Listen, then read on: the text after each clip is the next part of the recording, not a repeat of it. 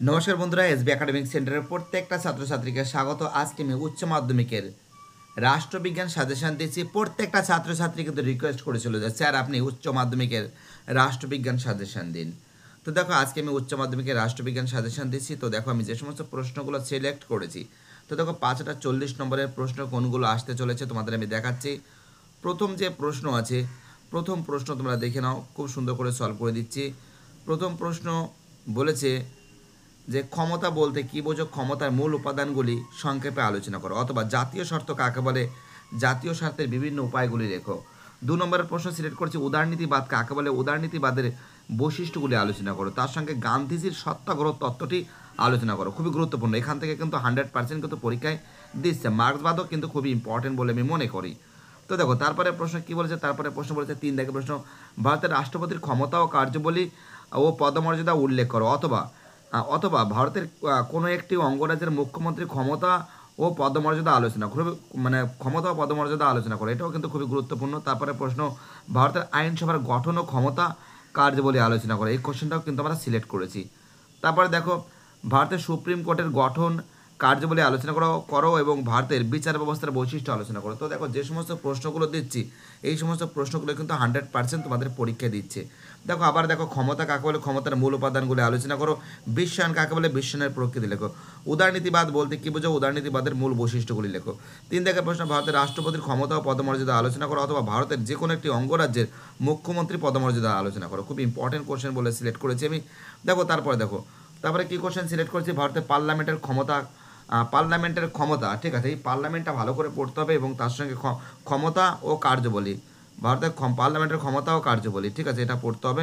তারপরে পড়বে ভারতের সুপ্রিম কোর্টের গঠন ও কার্যাবলী আলোচনা করো, অথবা ভারতের লোক আদালতের গঠন ও কার্যাবলী আলোচনা করো, এটাও কিন্তু ভালো করে পড়বে, ঠিক আছে। এবং তার সঙ্গে দেখো আর একটা প্রশ্ন আমরা সিলেক্ট করছি সেট 3 থেকে, একই প্রশ্ন বারবার আছে। ক্ষমতা কাকে বলে, ক্ষমতার মূল উপাদানগুলি আলোচনা করো, অথবা জাতীয় স্বার্থ কাকে বলে, জাতীয় স্বার্থ রক্ষার বিভিন্ন উপায়গুলি লেখো। এবং তার সঙ্গে আরেকটা প্রশ্ন দিয়েছে উদারনীতিবাদ কাকে বলে, উদারনীতিবাদের মূল বৈশিষ্ট্য লেখো। 3 প্রশ্ন দিয়েছে ভারতের রাষ্ট্রপতির ক্ষমতা ও কার্যাবলী আলোচনা করো, ভারতের যে কোনো একটি অঙ্গরাজ্যের মুখ্যমন্ত্রী ক্ষমতা ও পদমর্যাদা আলোচনা করো। খুব ইম্পর্টেন্ট, এগুলো কিন্তু আমরা সিলেক্ট করেছি। এবং তার সঙ্গে ভারতের পার্লামেন্টের ক্ষমতা ও কার্যাবলী, ঠিক আছে, এবং 5 ভারতের সুপ্রিম কোর্টের গঠন ও কার্যাবলী আলোচনা করো, অথবা ভারতের বিচার ব্যবস্থার বৈশিষ্ট্য লেখো, বিচার ব্যবস্থার। তো দেখো এই যে প্রশ্ন, এবার দেখো সেট 4 থেকে দিয়েছি, একই প্রশ্ন বারবার আসছে। ক্ষমতা কাকে বলে, ক্ষমতার মূল উপাদানগুলি আলোচনা করো, অথবা বিশ্বায়ন কাকে বলে, বিশ্বায়নের প্রকৃতি আলোচনা করো। উদারনীতিবাদের মূল সূত্রগুলি লেখো, খুব ইম্পর্টেন্ট প্রশ্ন। এবং তারপরে আছে দেখো ভারতের রাষ্ট্রপতির ক্ষমতা ও পদমর্যাদা আলোচনা করো, অথবা ভারতের যে কোনো একটি অঙ্গরাজ্যের মুখ্যমন্ত্রীর ক্ষমতা ও পদমর্যাদা আলোচনা করো। তার সঙ্গে 4 প্রশ্ন সিলেক্ট করছি ভারতের পার্লামেন্টের গুরুত্বপূর্ণ কার্যাবলী আলোচনা করো, অথবা লোকসভা ও রাজ্যসভার মধ্যে ক্ষমতা, লোকসভা ও রাজ্যসভার মধ্যে পারস্পরিক সম্পর্ক আলোচনা করো। 5 প্রশ্ন ভারতের সুপ্রিম কোর্টের গঠন ও ক্ষমতা কার্যাবলী আলোচনা করো, অথবা ভারতের লোক আদালতটা ভালো করে পড়তে হবে। এই হলো তোমাদের প্রশ্ন। আবার আরেকটা সেট তোমাদের আমি দেখাচ্ছি, শক্তি ও ক্ষমতা কাকে বলে, শক্তি বা ক্ষমতার প্রধান উপাদানগুলি লেখো, অথবা বিশ্বায়নের প্রকৃতি লেখো, বিশ্বায়নটা লিখতে হবে। উদারনীতিবাদ ভালো করে পড়তে হবে, কিন্তু তোমাদের দেখতে পাচ্ছ মার্ক্সবাদটা দেওয়া হয়েছে, মার্ক্সবাদটা যদি এবার সিলেক্ট করেছে মার্ক্সবাদ, ঠিক আছে, মার্ক্সবাদটা পড়বে। ক্ষমতা স্বতন্ত্রকরণ নীতি তত্ত্বটির সংক্ষেপে আলোচনা করো, অথবা দ্বিকক্ষ বিশিষ্ট আইনসভার পক্ষে বিপক্ষে লেখো, এটা পড়বে।